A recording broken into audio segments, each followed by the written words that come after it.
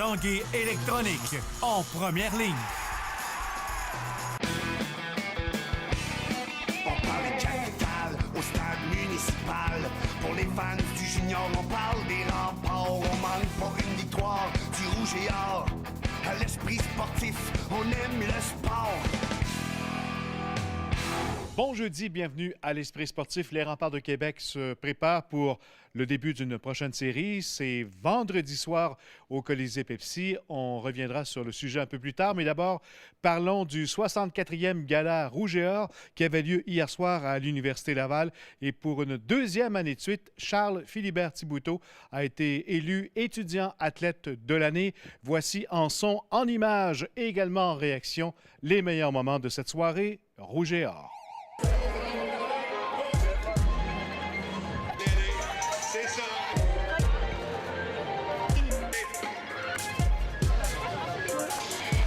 L'athlète de l'année, Charles Philibert Thibouteau.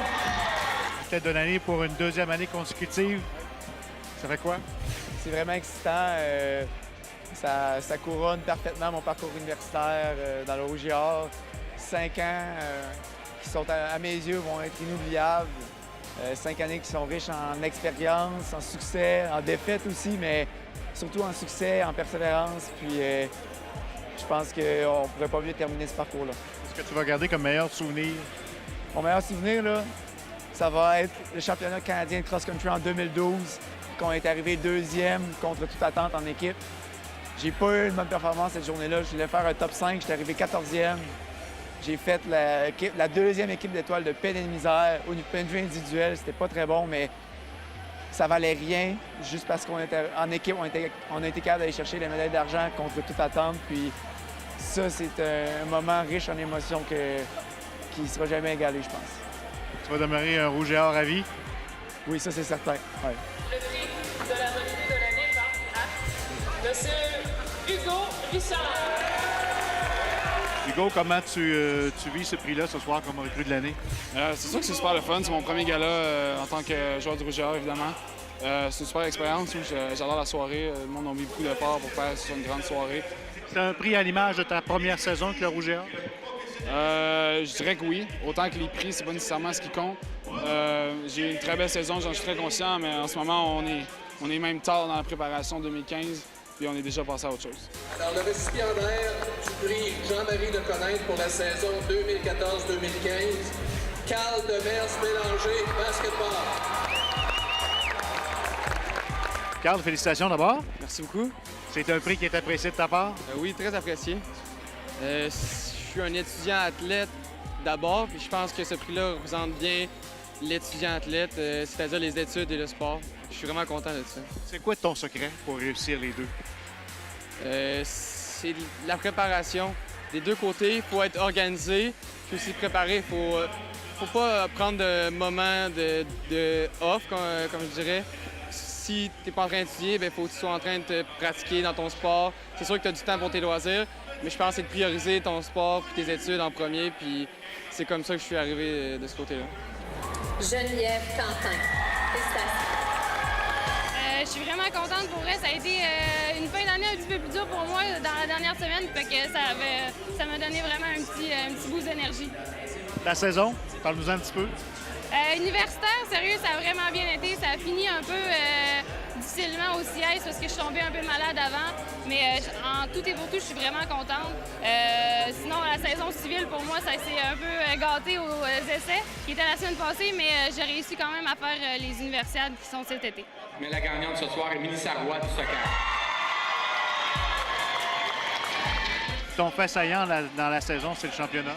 Oui, évidemment. Je pense que la première partie du championnat canadien est vraiment là, un de mes coups de cœur. Là. Ça a été une partie qu'on a été chercher. Ça a vraiment été dur, mais ça a vraiment bien été par la suite. Là, puis on est allé gagner le championnat canadien. L'équipe féminine de soccer.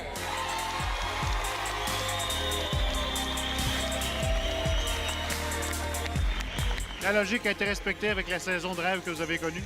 Oui, tout à fait. On a été parfait, je dirais, à partir du moment où on a perdu contre Montréal, qui était le 9 septembre, si je ne me trompe pas. On a aligné 25 victoires consécutives en comptant les matchs à l'intérieur. Donc, c'est vraiment une fiche qui va être dure à battre dans les prochaines années. Pas qu'on s'attendait au prix, mais on a vraiment connu une bonne saison. On a écrit l'histoire. On est la première équipe du Québec au complet d'avoir remporté le championnat canadien. Donc, c'est sûr que ça ne nous prenait pas ça pour nous faire savoir qu'on avait eu une grosse saison, mais ça fait chaud au cœur pareil. Remporter tout ce qu'on voulait, mais c'est surtout une saison qu'on a gagnée en équipe. Ça a été à 24 joueurs, les entraîneurs ont été là pour nous. Ça a vraiment été intéressant parce que justement, c'est pas une victoire individuelle ou quoi que ce soit, c'est quelque chose en équipe, c'est une famille, puis on l'a gravé à jamais avec notre bague aussi, donc on est vraiment contents. Gilles Lépine, c'est une autre saison du Rouge et Or qui se clôture avec le gala. Qu'est-ce qu'on peut faire comme bilan de cette saison 2014-2015? Toutes les années sont extraordinaires. Toutes les années ont une saveur spéciale. Je retiens plein de belles choses. Encore cette implication, ces roulements qu'on a eus de bénévoles dans plusieurs conseils d'administration, mais qui sont restés toujours aussi dynamiques, c'est énorme. Les gens ne le voient pas, là, mais c'est les gens du milieu, des gens d'affaires qui s'investent. Ça, c'est énorme. La victoire à la maison de l'équipe de soccer féminin, on ne peut pas passer à côté de ça. Ça a été extraordinaire. Ça a été un roman de gagnants supplémentaires en quart de finale. Ils ont eu des performances fantastiques. Mais au-delà de tout ça, c'est cette persévérance de tous les étudiants athlètes, le fait que ça n'arrête pas de monter. Je pense par exemple à l'athlétisme, qui n'était pas sur le radar vraiment au plan national et plan québécois, qui maintenant est rendu champion du Québec en cross-country, champion du Québec aussi en athlétisme, 3e ou 4e selon les cross-country et l'athlétisme. C'est fantastique ce qu'on a vu se développer.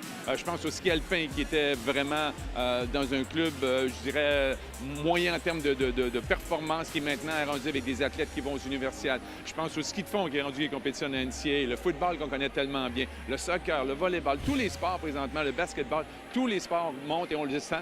Alors, il y a une belle énergie et on sent qu'il y a une grande, grande fierté de la communauté universitaire. Après la pause, un nouveau défi attend les Remparts.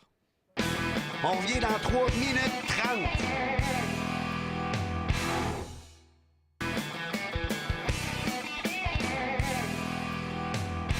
Les Remparts de Québec ont repris l'entraînement en vue de leur prochaine série, quart de finale, qui s'amorce vendredi soir au Colisée Pepsi.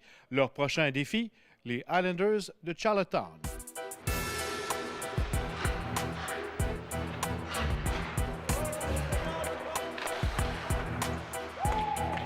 Cabreton, c'est fait. Est-ce qu'on repart à zéro ou il y a des choses que vous avez faites contre Cabreton, que vous avez mis dans cette série-là, que vous voulez améliorer?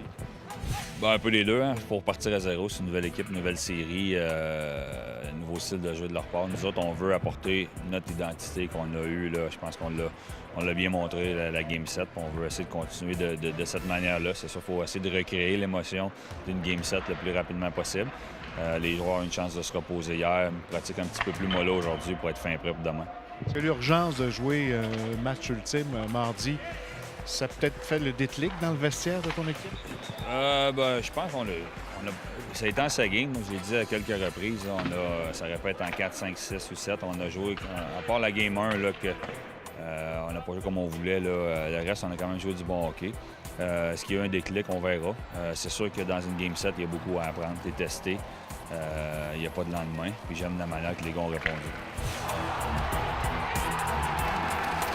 On veut sortir fort, on ne veut pas devant nos partisans. Là, ils ont été vraiment derrière nous autres là, dans les derniers matchs. Puis on veut aller chercher leur énergie et tout ça. Puis si on joue notre style, notre identité, c'est ça que je veux on l'a dit depuis le début de l'année, le fort fait foi de tout, mais surtout être rapide et physique, c'est ça qu'on veut faire.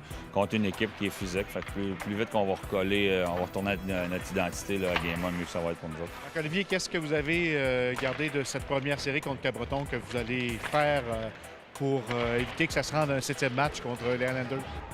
Je pense que ça a été une série longue, puis on a appris à jouer sur la route. Je pense que ça va être important de gagner 2. Moi, je vais retenir les 2 matchs qu'on a gagnés sur la route. Ça va être important, là, un autre 2-3-2, aller chercher peut-être 1 ou 2 matchs là-bas, puis de commencer en force ici. T'sais, on a perdu le premier match ici à Québec, dans l'autre série. Donc, moi, je retiens qu'il faut gagner le premier match, puis d'essayer d'aller en gagner 2 là-bas. Ça nous a fait du bien.